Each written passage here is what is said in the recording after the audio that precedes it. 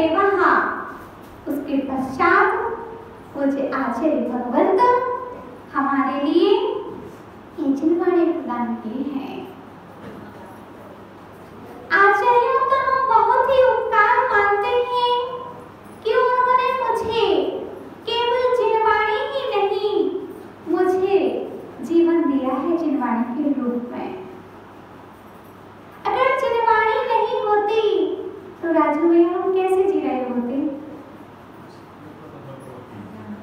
हम कैसे जी रहे होते? हमें जिन धर्म और जिन वाणी नहीं मिला होता तो हमारी स्थिति क्या होती है? हमारी स्थिति होती क्या? स्वप्न में भी आप उठ के खड़े हो जाओगे अगर हृदय से एक चिंतन करोगे कि काश अगर मुझे जिन धर्म और जिन वाणी नहीं मिली होती तो मेरा जीवन कैसा होता। मेरा जीवन किसी त्रिंच पर्याय के जीव से कम नहीं होता, जहां पर निरंतर पाप का वध हम करते रहते। और ऐसा माताओं ने एक बार नहीं अनेक बार किया है। हम एक ही क्लास में अनेक बार पढ़ते आ रहे हैं। अभी तक मैंने उच्च शिक्षा रूपी समता को धारण नहीं किया। ज्ञानवान वही है जिसके जीवन में समता है, और समता किससे आती है? शुद्ध ज्ञान से आती है। जब पूर्ण ज्ञान होता है तो वह कौन सा ज्ञान कहलाता है? केवल ज्ञान। इसीलिए कुछ आचार्य लोग कहते हैं पंचम काल में मात्र हम केवल ज्ञान में लगे रहें। इसमें लगे रहें, समझ रहे हो ना? पंचम काल में सिर्फ हम केवल ज्ञान में लगे रहेंगे तो कभी ना कभी हमको केवल ज्ञान हो ही जाएगा। क्योंकि भैया शुद्ध ज्ञान पूर्वक ही परंपरा से मुझे एक दिन मोक्ष प्राप्त होगा। वह मोक्ष किसी पहाड़ पर नहीं होगा, वह पहाड़ तो निमित्त मात्र होगा, लेकिन सबसे पहले मोक्ष मेरी आत्मा में होगा। किसमें होगा? आत्मा में होगा।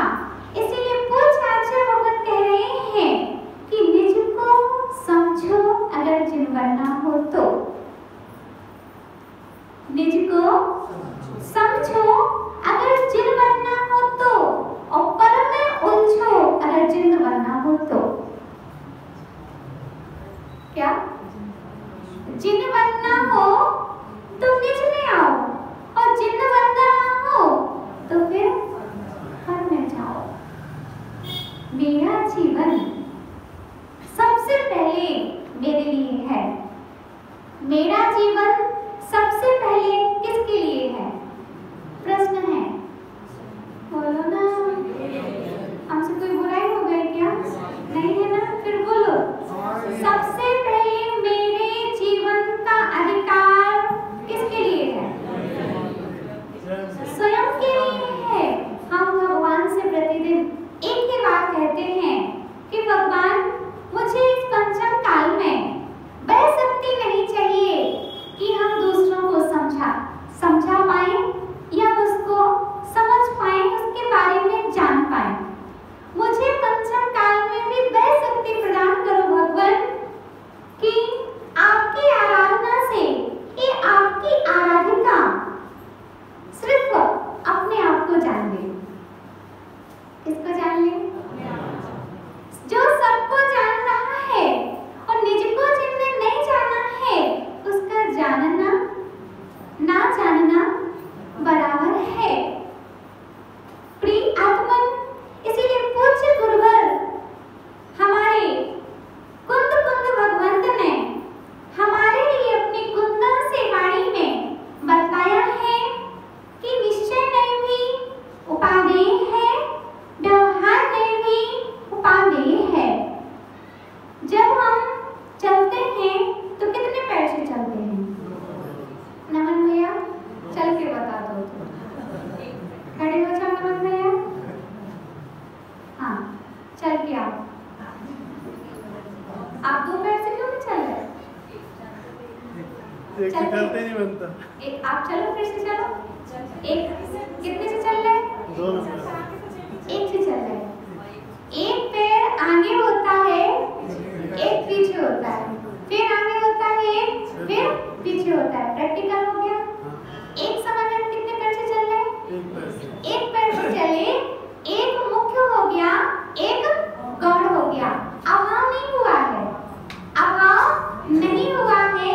एक समय में हम एक ही पैर से चले, दूसरे समय में हम दूसरे पैर से चले, लेकिन हमने किसी का अभाव नहीं किया, लेकिन दोनों आवश्यक है। बराबर? तभी हमारी जीवन रूपी गाड़ी चल सकती है, तभी हम चल सकते हैं। देखो एक ही पैर से चल रहे हैं। प्रिय आत्मन, बैठ जाइए। नमन भैया, बहुत ही अच्छा आपने प्रैक्टिकल आंसर यहाँ पर प्रस्तुत किया कि निश्चय में जब हम प्रवेश करते हैं तो व्यवहार रूपी पैर गौण हो जाता है, और जब व्यवहार रूपी कदम आगे बढ़ता है तो निश्चय रूपी पैर गौण हो जाता है। लेकिन कुछ आचार्य भगवान ने यहाँ कहा बहुहारो भूयत्थो, 11वीं कारिका में गाथा में बहुहारो भूयत्थो भूयत्थो देशदूत सुत्रयो और भूयत्थ मसदो खलु सम्मा इट्ठी हवै जीव। प्रिय आत्मन, व्यवहार नहीं की अपेक्षा, व्यवहार नहीं की अपेक्षा निश्चय नहीं असत्य है, और निश्चय नहीं की अपेक्षा व्यवहार नहीं असत्य है, लेकिन दोनों अपनी अपनी जगह सत्य है। इसी को यहाँ पर भूतार्थ कहा है और अभूतार्थ कहा है। राजू भैया, व्यवहार नहीं को यहाँ पर अभूतार्थ कहा है, यानी असत्य, और निश्चय नहीं को कहा है भूतार्थ, है ना। लेकिन हमको इसमें ये नहीं लगाना कि व्यवहार नहीं असत्य है और निश्चय नहीं सत्य है। सबसे पहले जब बात हमारे पूज्य आचार्य भगवान कहते हैं तो स्यादवाद, अरे भैया पहले फिट करते हैं। स्यादवाद माने कथनचित ऐसा ही, कथनचित ऐसा भी। अरे भैया, आप भाई हो कि चाचा हो, कि चाचा हो, हैं? किसी के दादा भी होंगे, किसी के ससुर भी हैं। दीपक भैया बराबर है ना? दीपक, आर्यन भैया भाई हो क्या, चाचा हो क्या, ससुर हो क्या, दादा हो क्या, ये कुछ बताओ। अगर हम कहें राजू भैया कि एक कुछ बताइए माता जी, तो हम एक नहीं बता सकते, क्योंकि हमारे आचार्य भगवान ने ही नहीं कहा। क्या? ही का प्रयोग नहीं, भी का प्रयोग किया। वहाँ पर जो है असत्य का प्रयोग नहीं करना चाहिए। कहाँ पर?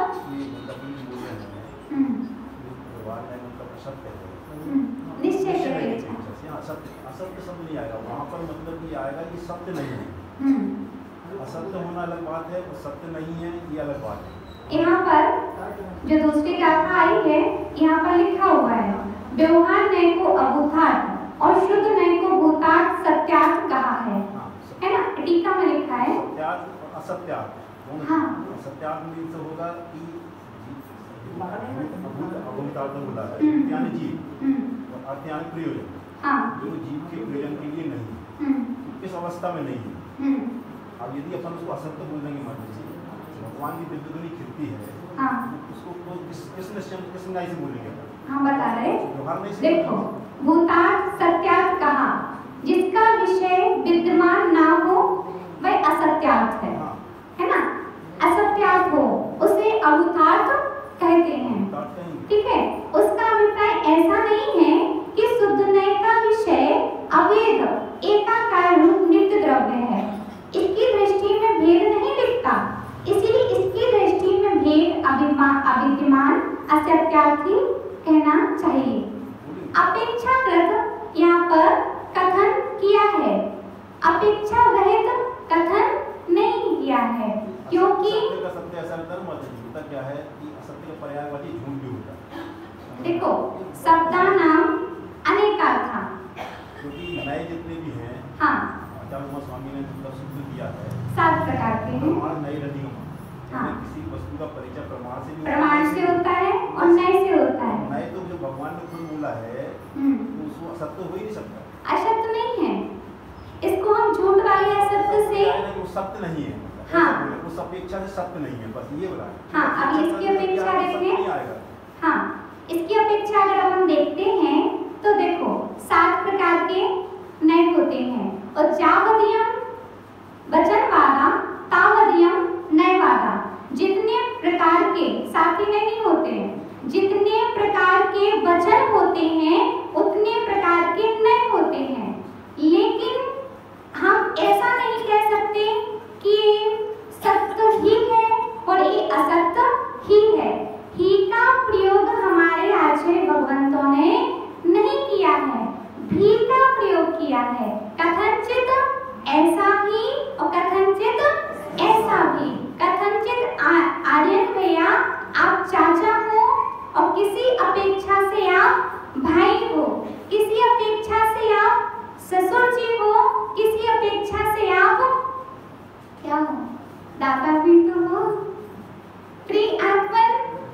तो हम ये कह रहे हैं कि निश्चय में भी हमारे लिए उपादेय है, व्यवहार में भी हमारे लिए उपादेय है। लेकिन जब हम निश्चय में और व्यवहार में दोनों की धाराओं से दूर हो जाएंगे तब सिर्फ गे बचेगा। हे उपादेय और गे, हे माने छोड़ने योग्य, उपादेय माने ग्रहण करने योग्य और गे माने जानने योग्य। जानने योग्य पदार्थ हमारे संसार में बहुत है, लेकिन उपादेय क्या है, कुछ है, और उपयोग वाले कुछ है। किसी को देखा जाता है, किसी को जाना जाता है, किसी को समझा जाता है। इसलिए पूज्य आचार्य भगवान ने हमारे लिए कह दिया कि जब 6वें गुण स्थान वर्ती मुनि से लेकर के 12वें गुण स्थान तक के मुनि अगर द्वादशांग में लीन रहते हैं, द्वादशांग के ज्ञानी हैं, तो उनको उस समय क्या कहा है, शुद्ध केवली कहा है, लेकिन व्यवहार शुद्ध केवली कहा है। क्या कहा है? लेकिन कल हमने बताया था कि सौधर्म इंद्र भी द्वादशांग का पाठी है, लेकिन उसके लिए शुद्ध केवली संज्ञा प्राप्त नहीं है। वह तो मात्र ज्ञानी तो हो सकता है, लेकिन आश्रमवान नहीं है, क्योंकि सौधर्म इंद्र का रात्रि भोजन का भी त्याग नहीं है। बराबर है? माताजी केवली संज्ञा तो मनुष्य पर्याय में है, देव पर्याय में नहीं है। हाँ, तो वही कह रहे हैं हम कि आप देव से श्रेष्ठ हो। आपकी जो पर्याय है, मुनींद्र की जो उपलब्धि है, मनुष्य पर्याय में जो उपलब्धि है, वो उपलब्धि आपको देव पर्याय में भी नहीं हो सकती। सौधर्म इंद्र बनकर के हम द्वादशांग के पाठी तो हो सकते हैं, लेकिन शुद्ध केवली नहीं हो सकते हैं। ज्ञानी होना अलग बात है और शुद्ध केवली होना अलग बात है। तो पूज्य आचार्य भगवान ने हम सभी को बताया कि द्वादशांग का जो ज्ञान रखते हैं 6वें गुण स्थान से 12वें गुण स्थान तक के मुनि, वह शुद्ध केवली संज्ञा से प्राप्त हो जाते हैं। और जो शुद्ध के द्वारा सिर्फ अपनी निज आत्मा को जानते हैं, वह कौन से केवली कहलाते हैं? निश्चय केवली कहलाते हैं। इसलिए पूज्य आचार्य भगवान हमारे लिए कह रहे हैं कि 10 पूर्व का ज्ञान सिर्फ किसको होता है? मुनिराज को ही हो सकता है। इसलिए भैया इंद्र बनना, दीपक भैया, इंद्र बनना बहुत सरल बात है, लेकिन मुनींद्र बनना बहुत कठिन बात है। इंद्र बनकर के पूजा करना बहुत सरल बात है, इंद्राणी बनकर के भी पूजा करना बहुत सरल बात है, लेकिन मुनींद्र बनकर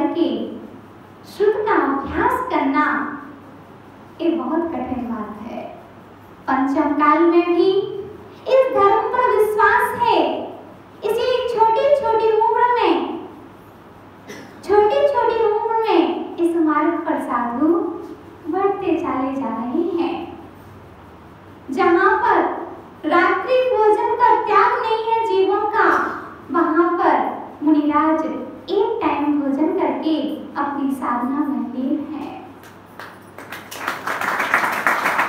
कोई कहता है पंचम काल में चमत्कार नहीं होते, इस कोई चमत्कार से कम भी तो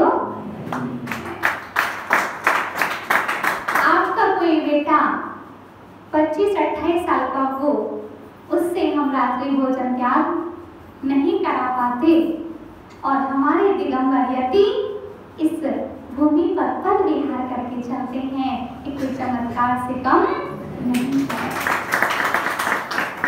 और चमत्कार मंदिर में नहीं, चमत्कार तो हमारी श्रद्धा से मंदिर में होता है। नमस्कार से चमत्कार नहीं होता है, हमारी भक्ति से चमत्कार होता है।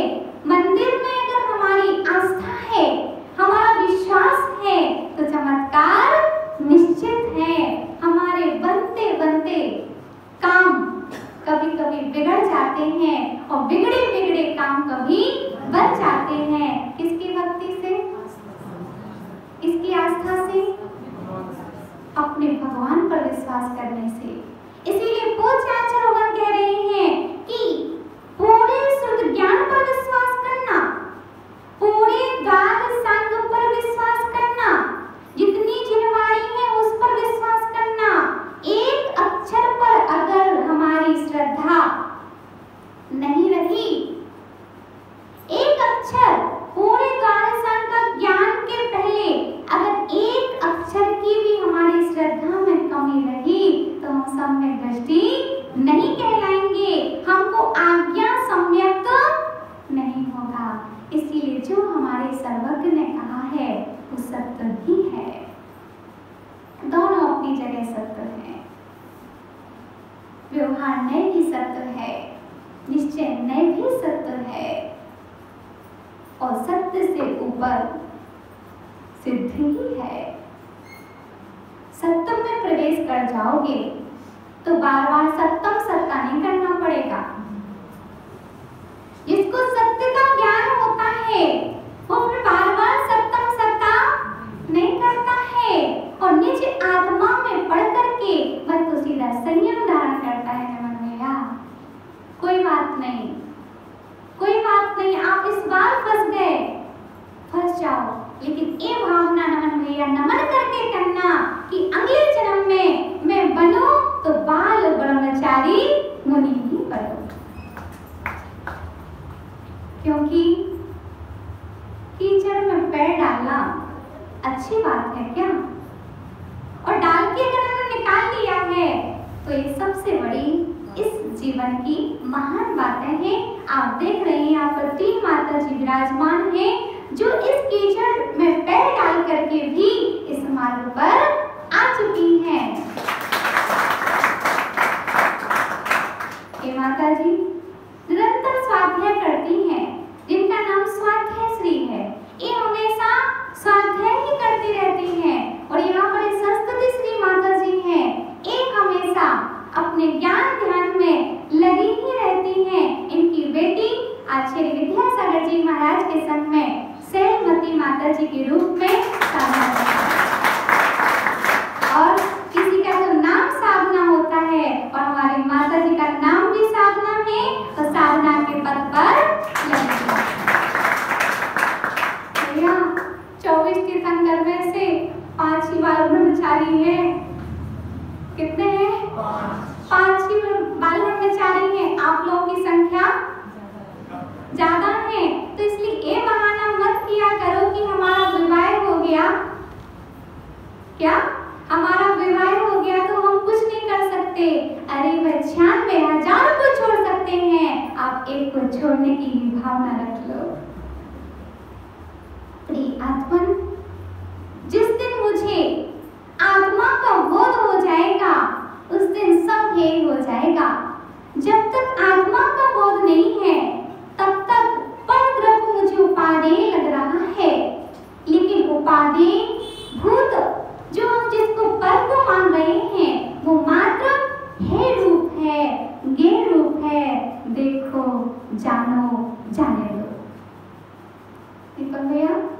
देखो, जानो, जाने दो, कोई हमसे कुछ भी कह के चला जाए, पुद्गल के शब्द थे, पुद्गल में जा पड़े, मेरा क्या किया उसने। बोलो ना, कोई गीत सुना देता है तो भी आनंद, कोई गाली सुना के चला जाता है तब भी आनंद, क्योंकि वह भी पुद्गल के वर्ण थे और वह भी पुद्गल के वर्ण है। ज्ञानी होना अलग बात है और ज्ञानी होकर के जीना अलग बात है। वे आत्मन दिल्ली में प्रवचन चल रहे थे नमन भैया, एक पंडित जी साहब के, पंडित जी के नहीं, पंडित जी साहब के, ठीक है ना, और वह कर रहे थे प्रवचन आत्मा स्वभावम परभाव भिन्नम, आत्मा का स्वभाव परभाव से अत्यंत भिन्न है। और एक बच्चा उसमें से समझ गया प्रवचन, और ज्यों ही सभा पूर्ण हुई उसने घड़ी उठा ली पंडित जी की। पंडित जी को गुस्सा आ गया कि बिना पूछे घड़ी क्यों उठा ली हमारी। तो उन्होंने कहा, उस बच्चे ने कहा, अभी तो आपने कहा था कि आत्मा स्वभावम परभाव भिन्नम, तो आत्मा स्वभावम घड़ी भी भिन्नम, बराबर, आत्मा स्वभावम घड़ी भिन्नम। जब आत्मा का स्वभाव परभाव से भिन्न है तो घड़ी को जब हमने छुपा ली, ले ली, हम आपको बाद में वापस भी कर देते, लेकिन आपके ज्ञान की परीक्षा हो गई। इसीलिए भैया उपयोग का ज्ञान अलग है, सत्ता का ज्ञान अलग है, सत्ता का ज्ञान अलग है, सत्य का ज्ञान अलग है और उपयोग का ज्ञान अलग है। नमन भैया, आपके यहाँ गेहूं कितना है? 2 टन की। आपके पास अभी कितना है? बताओ तो नमन भैया के पास में 2 टन की गेहूं भरा रखा है, अभी सामने क्या है? कुछ भी नहीं है। अगर खाने के लिए हमारे पास पाव भर गेहूं अभी सामने नहीं है तो 2 टन की गेहूं का है? ऐसे ही ज्ञान तो हमारे पास में बहुत है लेकिन सत्ता में नहीं है। मच्छर काट जाए, पंखा चलाओ,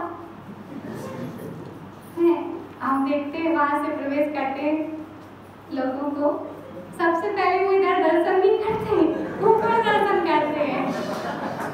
तो हम देख लेते हैं, कुछ कहते नहीं हैं, लेकिन मुस्कुराहट आ जाती है अंदर से कि सबसे पहले दर्शन ऊपर के होते हैं। मच्छर काटता है, परिणाम बिगड़ जाते हैं। तो भैया देखो, सत्ता का ज्ञान अलग है और उपयोग का ज्ञान अलग है। सत्ता में गेहूं बहुत हो सकता है लेकिन पाव भर गेहूं आपके पास में खाने के लिए नहीं है तो क्या फिर?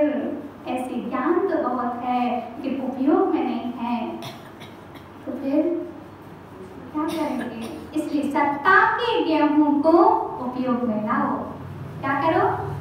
सत्ता के गेहूं को अलग से कुछ नहीं करना, गेहूं आपके पास में है, लेकिन सत्ता के गेहूं को दीपक भैया उपयोग में लाओ तो उपयोगी कहलाओगे, वरना कंजूसी बने रहोगे। टीकमगढ़ की एक बात है, सुना था हमने कि एक दादा एक दादी रहते थे, व्रत थे, उनके यहाँ खाने के लिए भोजन थोड़ा सा कम था, 2 महीने के लिए नहीं था, 10 महीने के लिए था लेकिन 2 महीने के लिए नहीं था। अब दादा दादी पीछे, हमारे स्कूल के पीछे एक घर था, तो वो दादा दादी के लिए खाने के लिए 10 महीने का भोजन था लेकिन 2 महीने का नहीं था। तो उनके लिए कोई समझाने वाला नहीं मिला, कोई ज्ञानी जीव उनको नहीं मिला कि समझा दे कि हाँ बढ़िया थोड़ा थोड़ा कर लो लेकिन पूरे 12 महीना का आपको हो जाएगा। लेकिन उन्होंने क्या किया कि 8 महीने हम भरपेट खाएंगे, 2 महीने के उपवास कर लेते हैं। 2 महीने तक उन दादा दादी ने कुछ भी नहीं खाया, गया और 8 महीने का गेहूं रखा रहा। अगर वे थोड़ा सा अपना दिमाग से काम लेते, थोड़ा थोड़ा भले ही उपयोग करके करते, तो क्या होता? वह 10 महीने का गेहूं 12 महीने हो सकता था। लेकिन ऐसा उन्होंने कर लिया कि 10 महीने की चिंता में 2 महीने पहले से ही भूखे रहना प्रारंभ कर दिया। इसीलिए भैया सत्ता के ज्ञान को उपयोग में लाइए। किसको लाइए? सत्ता के ज्ञान को उपयोग में लाइए, तभी उपयोगी कहलाओगे, तभी आप उपयोगधारी होगे। क्योंकि निखिल भैया जीव का लक्षण क्या है? क्या है? उपयोग लक्षणम। जीव का उपयोग ही लक्षण है। और हम क्या कर रहे हैं? क्या कर रहे हैं? पार्टी में जाना, अपने जीवन का उपयोग करना है। मनोरंजन करना, अपने जीवन का दुरुपयोग करना है। समय उतना ही मिला है। हमारे पूर्वाचार्यों को 24 घंटे ही मिले थे। आपको कितने घंटे मिलते हैं? हाथ कितने थे पूर्वाचार्यों के? 2 ही थे। आंखें कितनी थी? आपसे प्रवचन कराएंगे। हमको तो कुछ आता ही नहीं। निखिल भैया के पापा, हमको तो कुछ आता नहीं है। हम आपसे पूछ रहे हैं कि पूर्वाचार्यों के आंखें कितनी थी? हाथ कितने थे? पैर कितने थे? दिमाग भी हमारे जितना ही का थोड़ा बहुत चाहिए, उस में कम ज्यादा हो सकता है। लेकिन उन्होंने कितने शास्त्रों की रचना कर दी। उन्होंने भी अपना परिवार छोड़ा, उन्होंने भी अपना घर छोड़ा, सब कुछ छोड़ा और निज आत्मा के लिए। किसके लिए छोड़ा? किसके लिए जीतू भैया? निज आत्मा के लिए अपना घर छोड़ा। क्योंकि उन्होंने जान लिया था बाहर का मिट्टी का मकान मेरा नहीं है, मेरा तो महावीर जैसा स्वरूप है। जो भगवान का स्वरूप है वो मेरा स्वरूप है। रूप नहीं देखा था पिछी कमंडल नरियल का। क्या? पिछी कमंडल नरियल का। उन्होंने तो अपने स्वरूप को देखा था। प्रिय आत्मन, इसीलिए पूज्य आचार्य भगवान कह रहे हैं नाणम्य भावना खलु। नाणम्य भावना खलु, ज्ञान में भावना होना चाहिए। किसमें भावना होना चाहिए? ज्ञान में भावना हो तो दर्शन क्या हम छोड़ देंगे क्या? तो दर्शन को भी हम नहीं छोड़ेंगे। तो ज्ञान में भावना करो, दर्शन में भी भावना करो और चारित्र में भी भावना करो। नाणम में भावना खलु, कांतव्य दक्षिणे चरे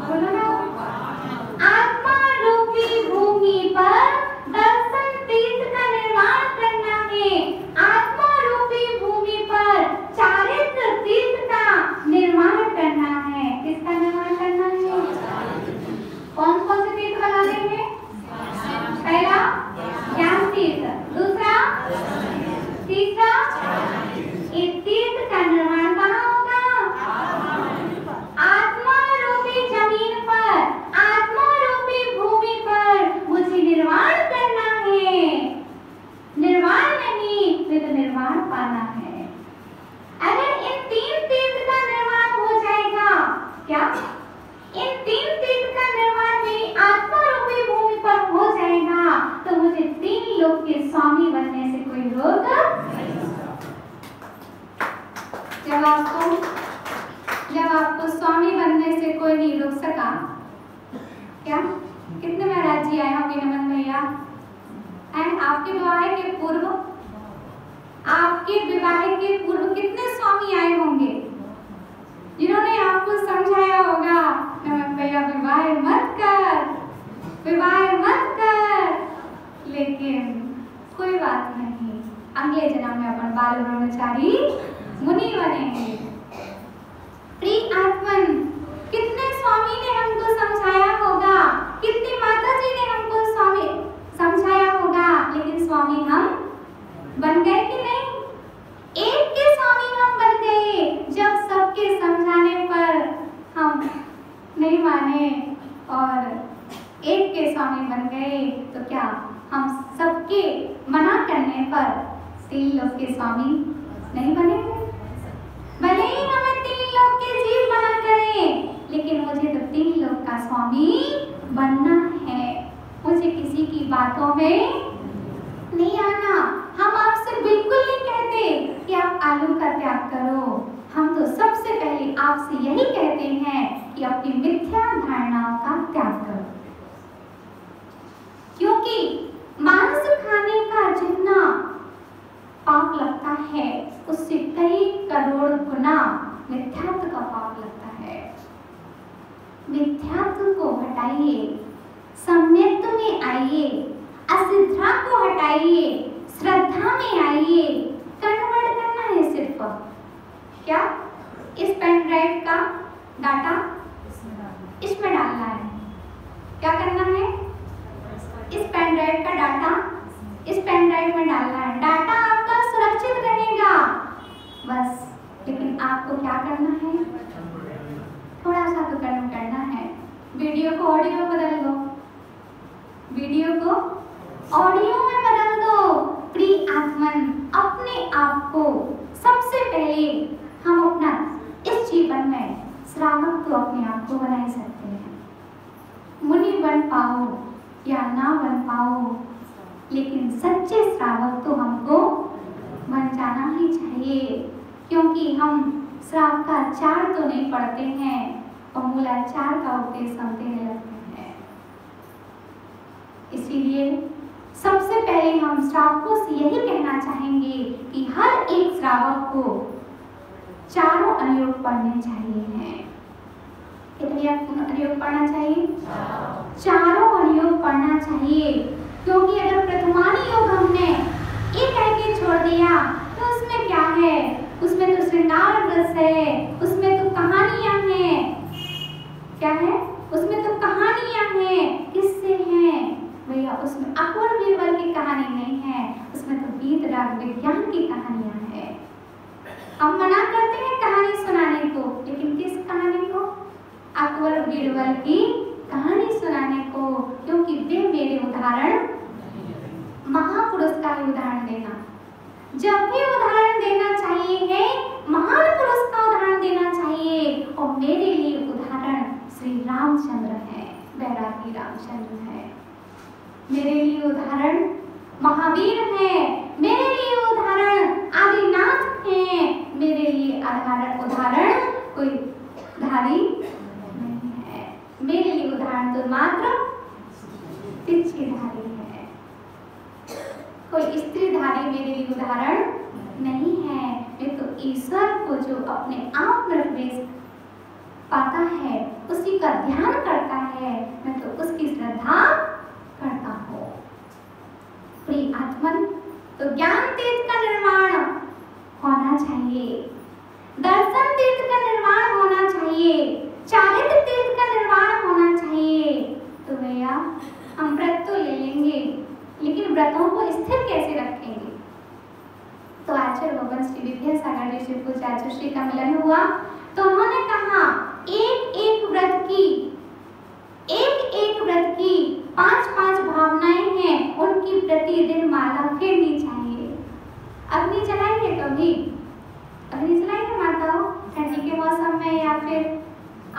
तो सबने गैस देखा होंगे, किसी ने तो पहले देखा होगा ना, कुछ अग्नि देखी होगी, अंगारे देखे होंगे। अगर उसमें हवा कर दो तो क्या होगा?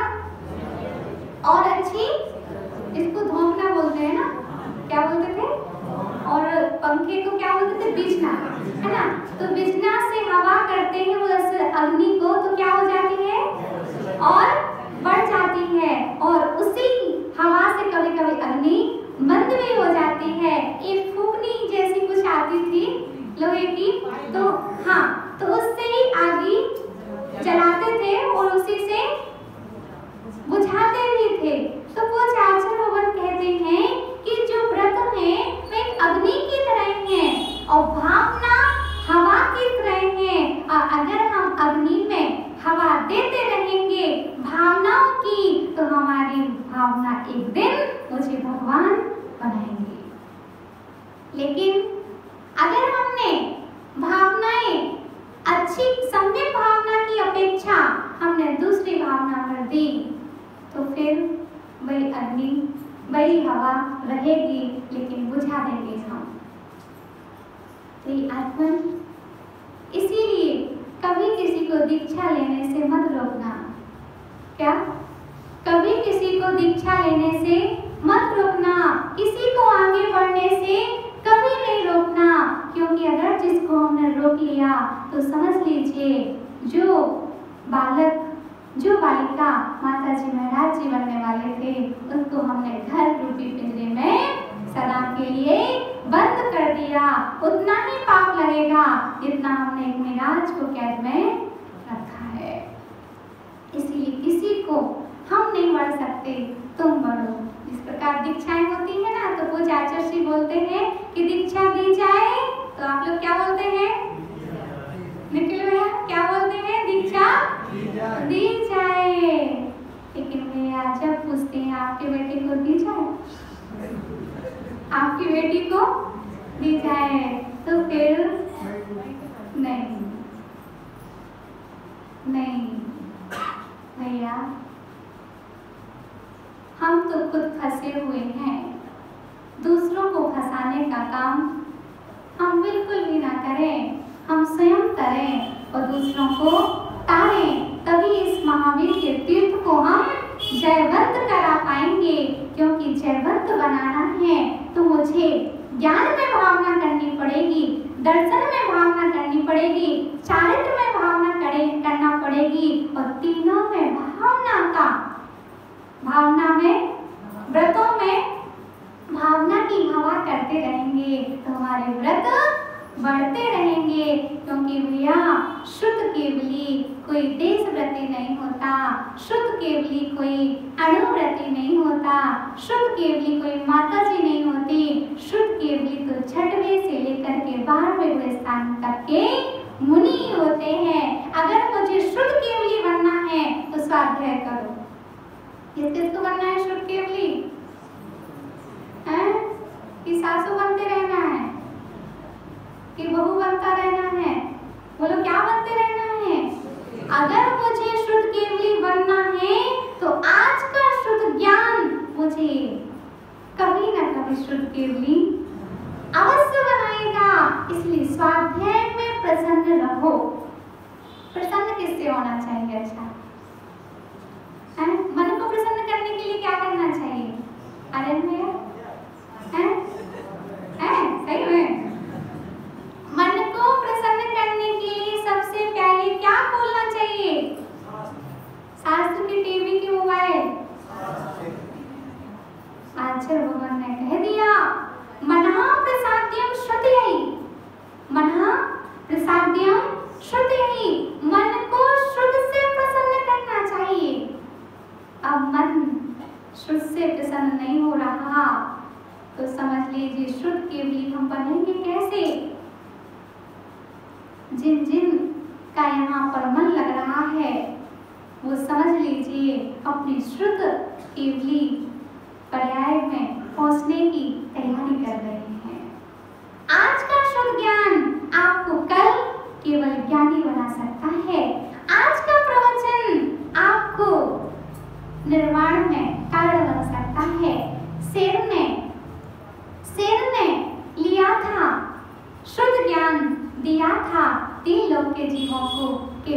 ज्ञान रूपी अमृत। दिया क्या था मुनिराज ने? शुद्ध दिया था, और फिर बाद में समुद्र में दिया। शेर की पर्याय में जब महावीर का जीव था तो क्या लिया था हमने मुनिराज से? शुद्ध लिया था। लिया था अकेले में, लिया था अकेले में, दिया था समुद्र में। देखो, लो थोड़ा चुकाओ ज्यादा, लो थोड़ा चुकाओ ज्यादा। ये सीखना हो तो एक महावीर के जीव से सीखो कि शेर ने थोड़ा सा लिया था, अकेले में लिया था और दिया समुद्र में। इसीलिए माताओं, अगर अकेले भी प्रवचन में बैठोगे ना, तब भी हम आपको सुनाएंगे कि ना जाने हमसे पहले आप भी समुद्र में हमको देने आ जाओ। आत्मन, इसीलिए भावना आना चाहिए। आप लोग बोलते हैं मैं क्या करूं, तो हम आपसे ये कहेंगे भावना भाव। किसकी भावना भाव? व्रतों की भावना भाव, क्योंकि व्रत जितना उतना आपका जीवन है।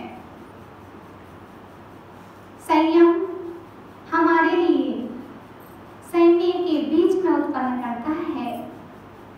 संयम धारण करेंगे तो मेरा जन्म कहाँ होगा? सैनियों के बीच में होगा। हमारा जन्म अगर मंदिर से लगाव रहा तो मंदिर के पास में हमारा घर होगा।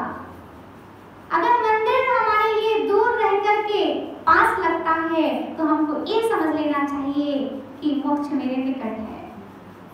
आपका घर कितनी दूर है?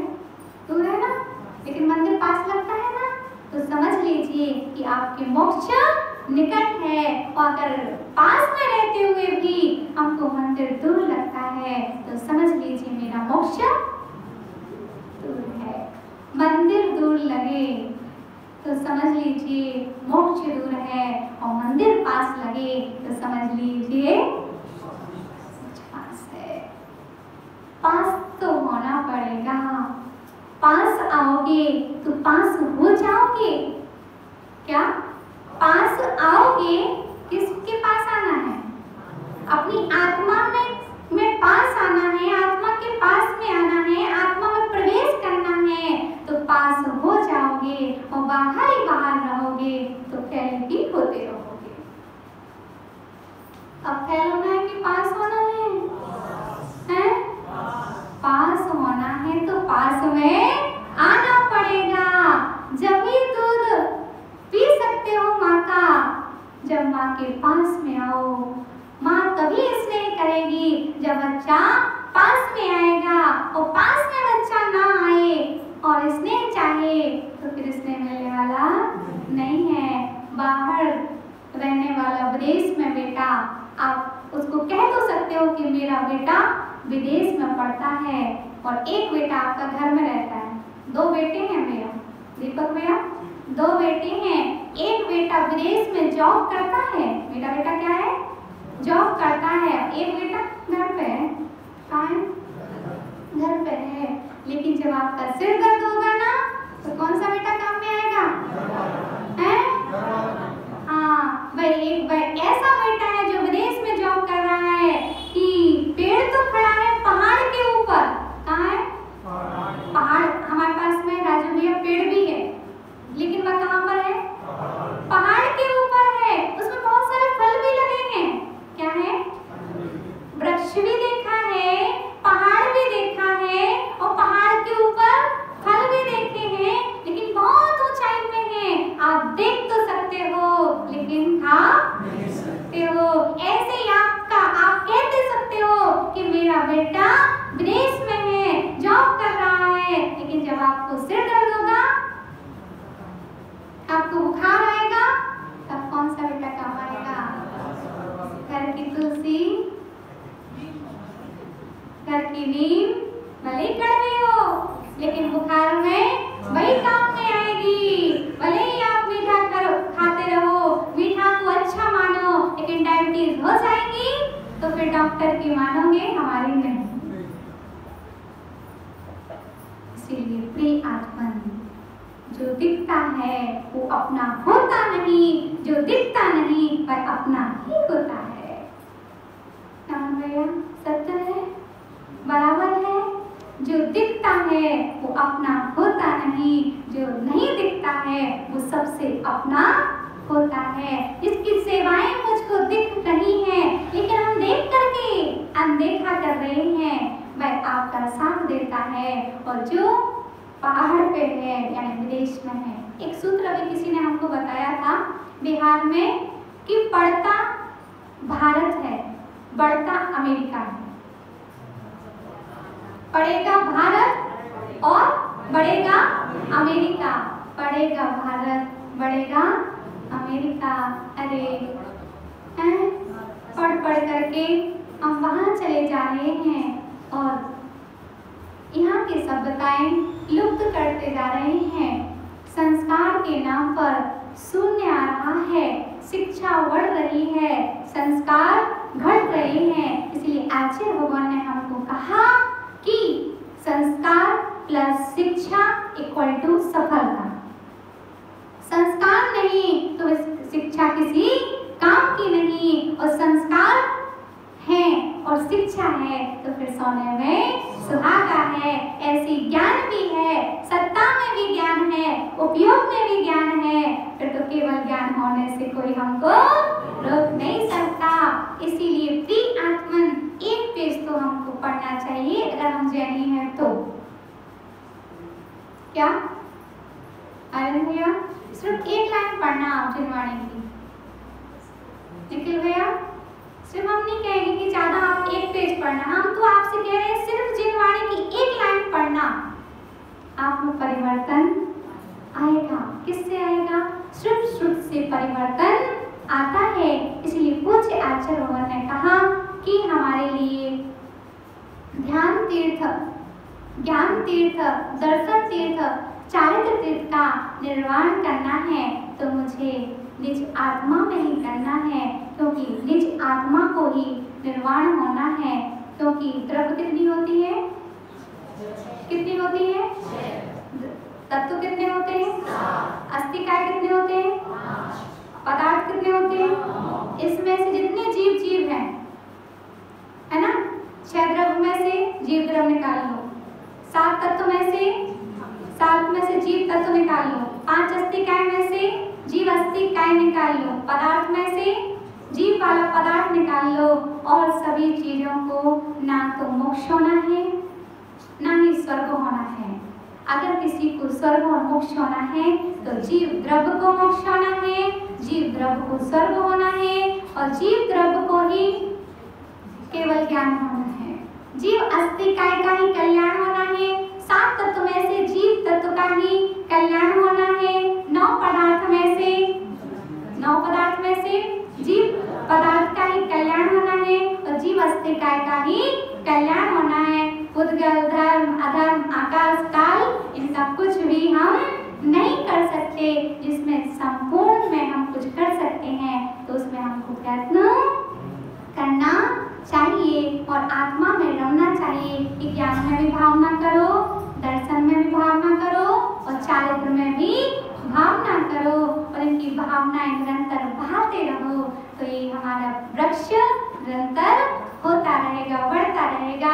क्योंकि पूज्य आचार्य भगवान ने हम लोगों से यही कहा है कि आप प्रभावना के लिए साधु नहीं बने हो, आप लोग साधना के लिए बने हो, और साधना करने के बाद प्रभावना अपने आप हो जाए तो इसमें अपना पुण्य जानना चाहिए। लेकिन प्रभावना के लिए कभी साधु नहीं बनना, कभी पोस्टर आदि में मत पड़ना, क्योंकि वह आपकी तस्वीर नहीं है। आपकी तो तस्वीर जो प्रभु की है वही आपकी तस्वीर है, वही आपकी तकदीर है। क्योंकि 5 रुपए की लिपापोती कर दी स्याही की, भले कितने की होगी, 1000 की मान लो, लेकिन 1000 की फोटो मेरे गुरुवर की नहीं हो सकती है। गुरुवर का तो जीवन अमूल्य है। इसीलिए इन फोटो बैनर में मत पढ़ो, क्योंकि हम प्रभावना के लिए नहीं, हम तो अपनी साधना के लिए बने हैं। साधना में जितना हमारा जीवन व्यतीत जीवन होगा। और मेरा जीवन का निर्णय करने वाला कोई है तो कौन है? स्वयं है। हम अपने जीवन को अच्छा भी कर सकते हैं और अपने जीवन को हम बुरा भी कर सकते हैं। आपके इस हाथ में चिंतामणि रत्न है और इस हाथ में खली का टुकड़ा है। इतश् चिंतामणि दिव्य इता पिंड्या कखंडकम ध्यानेन चेद विलभ्ये क्वाद्रियन्ताम विवेकिना। एक हाथ में चिंतामणि रत्न है, दूसरे हाथ में खली का टुकड़ा है और ज्ञान और ध्यान के द्वारा ये दोनों पाए जा सकते हैं।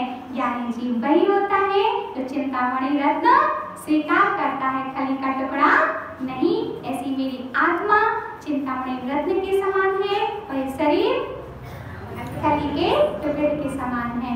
इसी मंगल भावना के साथ में बोलो परम पूज्य आचार्य श्री कुंद कुंद स्वामी की जय, परम पूज्य आचार्य श्री विभूषण जी महाराज की जय,